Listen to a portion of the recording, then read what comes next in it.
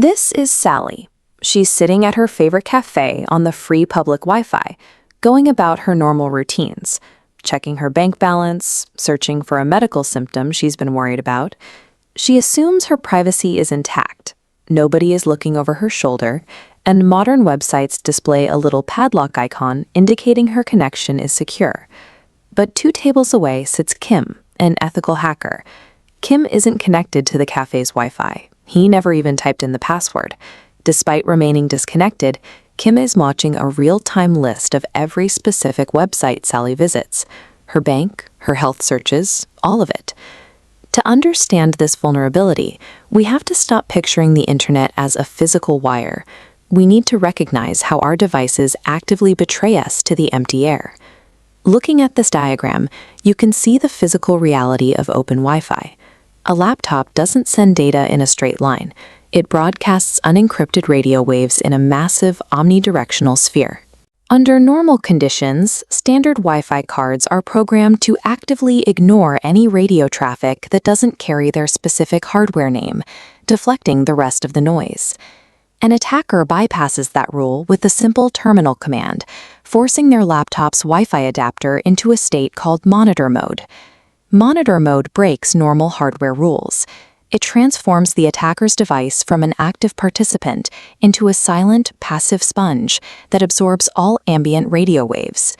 Because the attacker is exclusively receiving signals and never transmitting a single packet of data, their presence is mathematically undetectable to the network's router logs.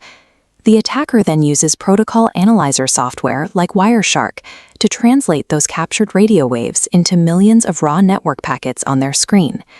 As this animation shows, modern HTTPS encryption acts like a locked container. Even though the attacker captures the packets, they cannot read the actual messages or passwords inside. But the architecture of internet routing has a fatal flaw. To deliver that locked container, a computer must first send out a separate query to a domain name system, or DNS, server to find the website's numerical IP address. On open public networks, this critical DNS routing query is broadcast entirely in plain text, completely outside of the HTTPS encryption. The attacker simply types DNS into their software filter to strip away the network noise, instantly isolating those plain text routing requests. True privacy requires hiding both the message and the destination.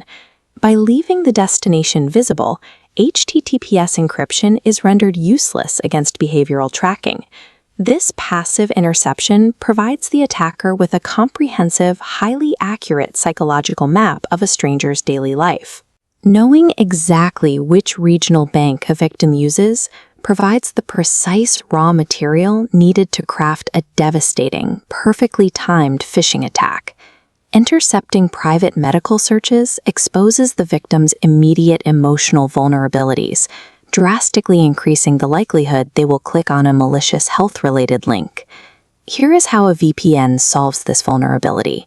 It forces both the secured payload and the plain text DNS request into a secondary, impenetrable tunnel. A simpler defense is toggling DNS over HTTPS in your browser, encasing the routing request in its own encryption. The ultimate physical defense is simply avoiding totally open broadcast networks. Even a cafe network requiring a shared password provides a baseline layer of encryption that stops casual radio interception. Public Wi-Fi is essentially a crowded room where devices continually shout secrets. On an open network, you are never truly alone.